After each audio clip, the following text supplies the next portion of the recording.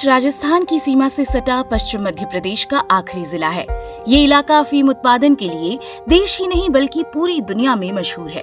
यहाँ की मंडी देश की सबसे बड़ी औषधीय मंडी है।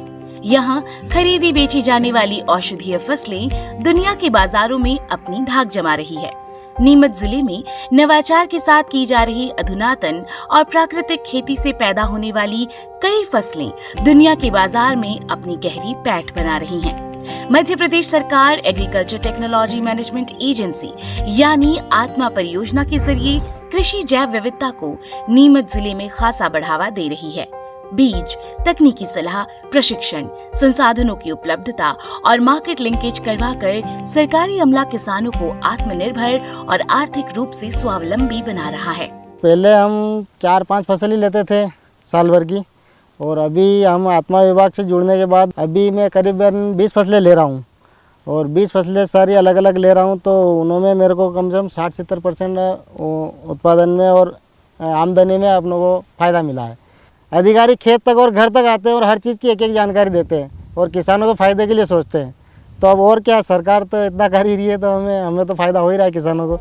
आत्मा परियोजना और एग्रीकल्चर बायोडायवर्सिटी से होने वाले फायदों से नौजवान किसानों का पलायन तक थमने लगा है। मुझे ऐसा लगा कि खेती कुछ लाभ का धंधा नहीं है, तो मैं यहाँ से इंदौर की ओर पलायन कर चुका था, जहाँ पर कोविड की वजह से मुझे वापस घर की ओर आना पड़ा। पहले मेरे दादाजी 3 या 4 तरह की खेती करते थे फसल की, तो फिर मुझे आत्मा योजना की तरह कुछ नई खेती के बारे में जानकारी मिली। तो पहले हमने 3 से 4 तरह की फसल लगाई थी। इस बार आप देख सकते हैं कि हमने लगभग 10 से 12 अलग अलग तरह की फसल लगाई है। हमारा बजट पहले नीचे जाता था, लेकिन अब हमारा बजट लेवल से ऊपर उठने लग गया है। अभी हम जो है पिछले 4-5 साल से हल्दी की खेती कर रहे हैं। हल्दी में हम आत्मा विभाग परियोजना में जो है आत्मा परियोजना के अंतर्गत हमने जो है ट्रेनिंग ली, इसकी प्रशिक्षण लिया और भ्रमण पे भी गए थे। 2-3 जगह हमने इसका देखा भी कि किस तरीके से खेती करते हैं। इसका जो है कच्चा माल हम सब्जी मंडी में सेल कर देते थे, परंतु अब हम इसको जो है थोड़ा एक कदम आगे बढ़ते हुए हम इसको प्रोसेसिंग कर रहे हैं और डायरेक्ट एंड यूजर तक पहुँचा रहे हैं। कच्चा माल तो 12-15 रुपये किलो बिकता था, अब ये जो हमारा 250 रुपये किलो का हमने रेट रखा हुआ है, तो जस्ट डबल हो जाता है ये प्रोसेसिंग करने पर। इसका प्रोसेसिंग का और सब खर्चा काट भी दें तो लगभग 25% अपने को शुद्ध मुनाफा हो जाता है।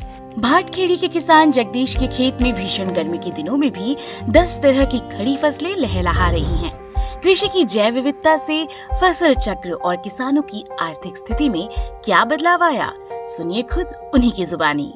पहला मैं पारंपरिक खेती कर था, और मैं 6 महीना की एक फसल लगे लेता, फिर एक 6 महीना बाद लगे लेता और बाकी समय में मजदूरी करता था। जब से हम आत्मा योजना से जब जुड़े 2012 में, उससे के बाद से हमें सारी मार्गदर्शन मिलता रहा और मार्गदर्शन से हम धीरे धीरे आगे बढ़ते रहे।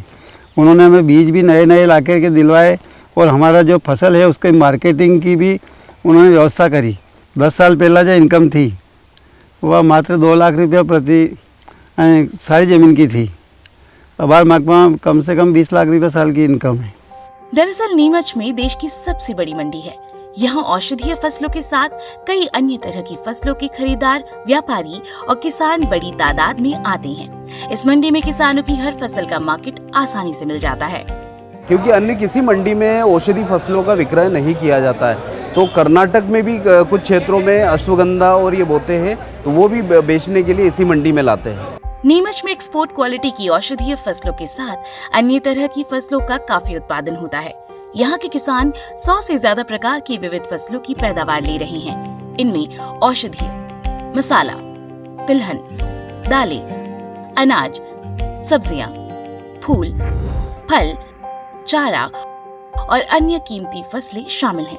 इस तरह की खेती को अपनाने के लिए सरकारी महकमा मैदानों तक अपना अथक परिश्रम कर रहा है। 2016 के बाद मैंने 3 जो क्रॉप इंट्रोड्यूस की है, तीनों का मार्केट बहुत अच्छा है, किसान को अच्छा इनकम हो रहा है और काफ़ी बड़े एरिया में वो धीरे धीरे अब ग्रो होना शुरू हो चुकी है।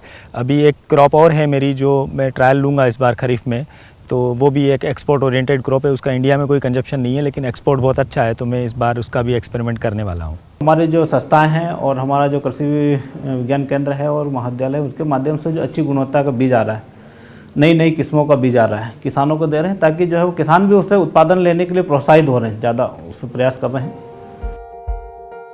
नीमच जिले में कुल 800 गांव हैं। इनमें 1,79,376 हेक्टेयर कृषि योग्य रकबा है। जिले में कुल 1,36,843 किसान हैं।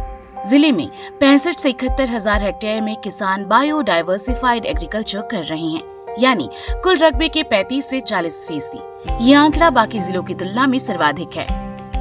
जो एग्रीकल्चर बायोडाइवर्सिटी है उसके माध्यम से हम चाहते हैं कि हमारे किसान जो सस्टेनेबल एग्रीकल्चर की तरफ बढ़े। नीमच के किसान उसमें काफ़ी इंटरेस्ट भी ले रहे हैं और हमारा विभाग भी उनको जो है कि ज़्यादा से ज़्यादा मदद देने के प्रयास कर रहा है। लेकिन नीमच में काफ़ी सारे किसान जो हैं, हमारे किसान बंधु अपने छोटे से रकबे में भी कई किस्म की क्रॉप्स ग्रो करते हैं और ये इसीलिए पॉसिबल हो पाता है क्योंकि नीमच की एक बड़ी मंडी है और जहाँ पे उनको मार्केट लिंकेज अच्छा मिल जाता है और व्यापारियों का भी अच्छा सपोर्ट रहता है। तो हमारी कोशिश है कि ऐसे लोगों को और प्रोत्साहित करें और धीरे धीरे फूड प्रोसेसिंग में ले जाकर इसको बढ़ावा दिया जाए।